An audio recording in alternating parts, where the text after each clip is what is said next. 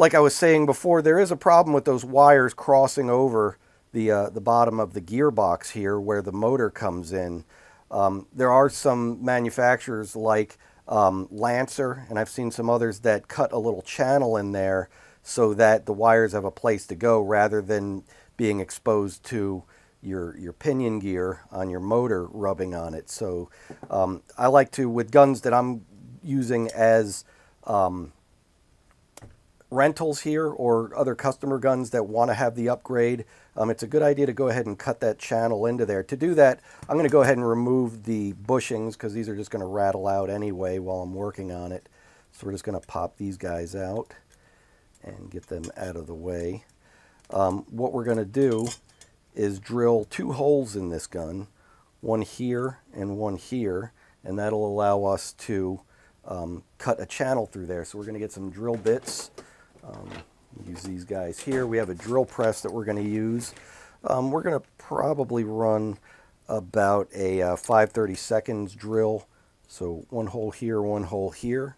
We're going to put this into the drill press. This guy here.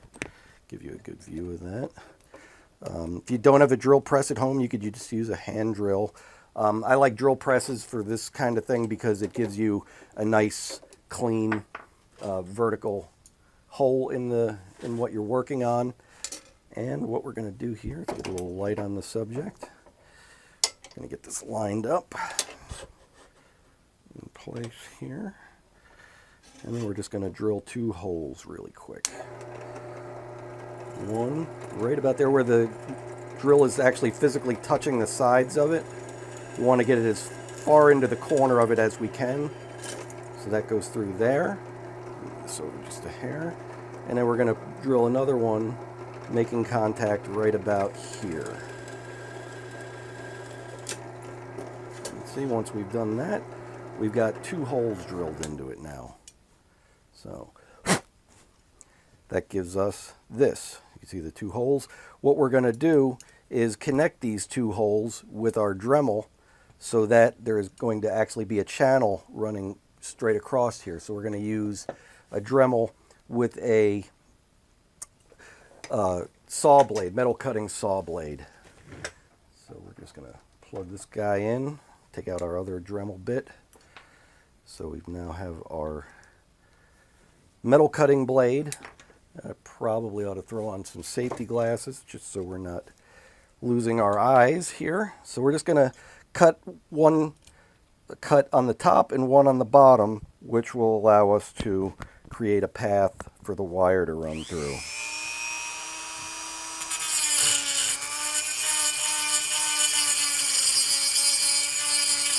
You want to let the blade do the work. You don't want to push on it too hard. Just let the abrasive blade do what it's supposed to do.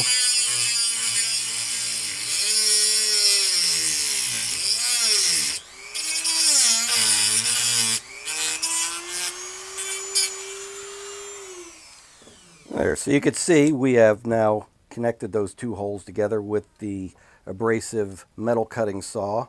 We'll go ahead and remove that. And what I'm going to do is just sort of clean that cut up so there's not a lot of sharp edges on there. So what we're going to do is just use a cutter head.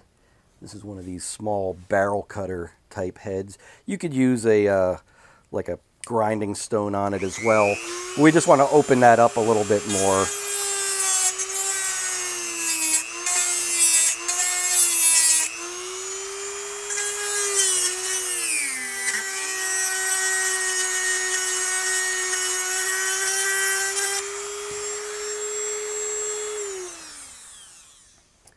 So once we've cut that through and cleaned it up a little bit, if you want to get in and just sort of round off the edges with like a little jeweler's file, it's a good idea just to make sure that the wires aren't going to get caught up on anything. So you can see now what we've got is a nice clean little channel in there that when you're running the wires will actually fit into that channel and be further away from your motor so that you're not running the risk of having the motor chafe the wires and then have all kinds of other problems from that. So next up we're going to talk about some mods that you can easily do for the G&G ETU, which is the electronic trigger unit, or for those of you that haven't heard about it, this is G&G's version of a MOSFET. I highly recommend it. We use them on all of our rental guns, whether they're the Speedsoft guns or just the standard rentals. They have a couple of switches in them. There's one here that the trigger presses against. There's a little lever here which goes up against your cutoff lever, and then there is a small switch here which goes up against your selector plate. So those are the three main components of the trigger switch. So we're going to go ahead and drop that in. And one thing I would mention, there's a little round doohickey here so that the wire gets routed through.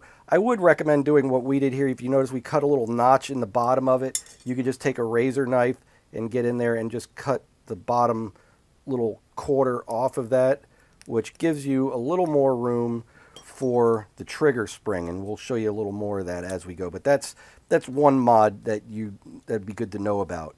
As you put the switch in, you want to make sure that it is underneath the cutoff lever so that the cutoff lever is pressing up against the switch where it needs to. And then there's a single screw that holds it all together right there. I generally recommend using a magnetic screwdriver.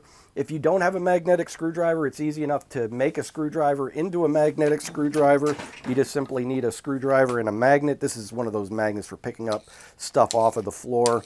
If you rub your tool against your magnet in a single direction, you don't want to change the direction of it, you keep going in one single direction, just keep passing it over and over, you will make it into a magnet and it will be able to pick up things.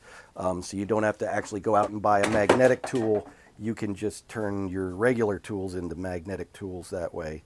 So now we've got the screw on there. We're going to go ahead and put that into place to hold the trigger switch in place. So that is now on there. So that's our trigger switch. There's been some problem with these because there's this little teeny micro switch in there that we talked about earlier, that's what the trigger presses up against. So once you have the trigger in there, the original triggers were just standard triggers that just had this little metal plate on the sides of them, and this piece here was what pressed up against that little teeny button. So as you pulled the trigger, it pressed up against it, and that's what fired the gun. Problem is this is hard metal pressing up against a tiny little switch, and if you got guys with real heavy trigger fingers, they end up smashing that trigger switch in, and it will cease to function prematurely. Which is a problem if you have rental guns, because it's hard to really tell people that are renting guns that don't have much experience with airsoft guns or even guns for the most part, how to properly use their trigger finger, because there's so many other things that we're trying to get past.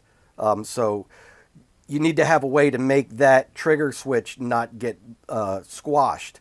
What G&G came up with for their solution is, you can see this is the original and this is their solution. They added a small metal, it's like a sheet metal spring that goes around the back. So that spring is what presses up against that switch. So as the trigger switch presses up against the physical trigger, this little springy type piece of metal makes contact with it, and that's what fires the gun. And because this is kind of springy, it doesn't mash the trigger in quite as easily. So you end up getting a longer lifespan out of your trigger. Problem that some people have with this is that you end up with a fairly long trigger stroke. So if you want to make this into a speed trigger, you need to have something to take up that space.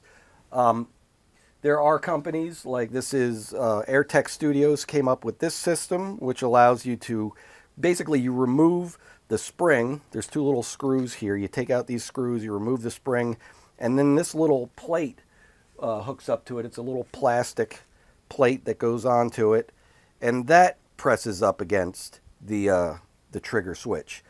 Problem is you're getting back to something that doesn't have a lot of give to it. So you're pressing hard plastic up against that little trigger switch, and it can once again squash it pretty easily. This is designed more to take up the space so that when you put this in, there's almost no trigger travel. You almost just touch the trigger and the gun will fire. But once again, if it's a rental gun and people are abusing the crap out of it, it generally is not going to last very long. If it's your own personal gun and you can control yourself, then you'll probably do all right with it. But for a situation like this, where people generally are, not terribly concerned about treating our rental equipment well, we kind of need to build in some safeguards in there so they don't beat the living crap out of it. One thing I tried with these was to put a little piece of neoprene rubber on the plate, so that rubber was what pressed up against the switch, the trigger switch, and that seemed to work okay. But still, for those of you at home, if you want to go out and buy these, you can buy these on eVike or a number of different places. You're going to spend $10, $15 for one of these.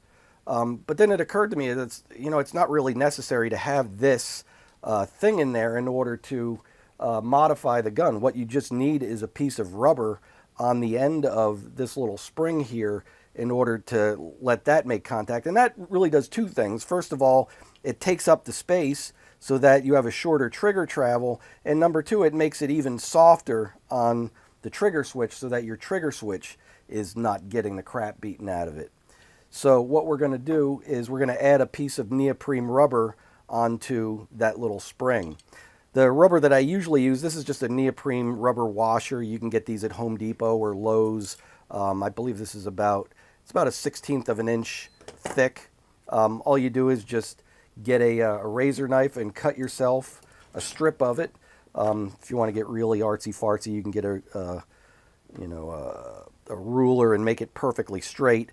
But we're just essentially just cutting a little sliver of rubber, and then we're going to glue that rubber onto the side of this spring right here. I'm going to cut a little bit of a wider piece for me. So we're going to do this. Razor knives work just fine for this. I don't know what else to tell you. If you don't have a razor knife in the house, you're going to have a heck of a lot of trouble trying to do any of these mods. So go out and get yourself a razor knife. It's always good to have.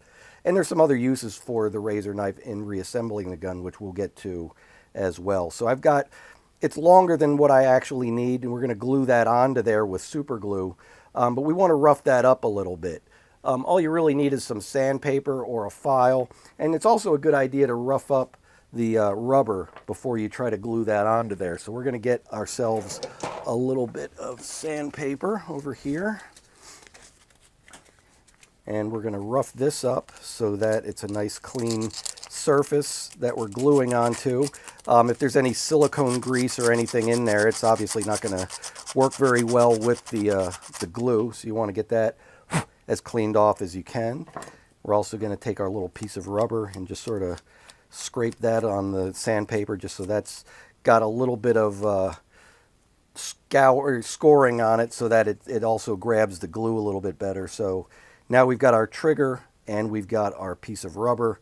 We're just going to get a little bit of super glue, which I've got back here. This is just dollar store super glue. Doesn't need to be anything fantastic. We're just going to put a dot of this on the rubber, just like that.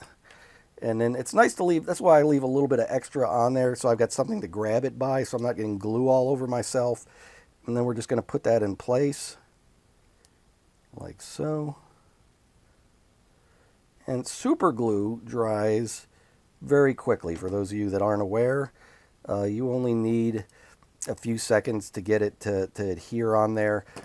If you want to use something to help you out, you can get a little clip and put it on there and keep pressure on it for a little while. But just get that clamped onto there so that it makes good contact. Let it sit for a minute or so. A minute or two is all you really need.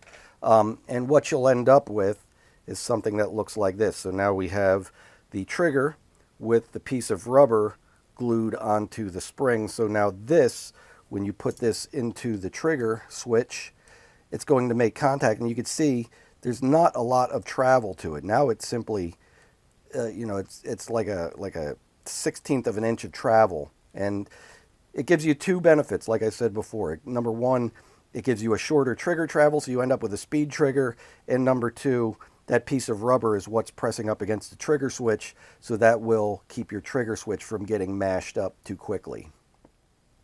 All right, so we've let the glue on there for a little while. This is now glued on. It's only been a few minutes, but that's pretty much about as permanent as it's ever going to need to be.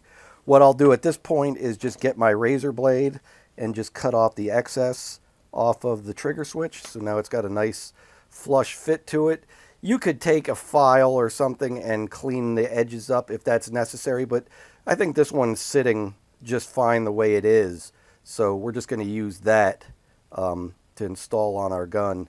And now you'll notice when this goes into there, there's almost no play in that trigger. So you have a very fast trigger, and it's not going to beat the crap out of your trigger switch.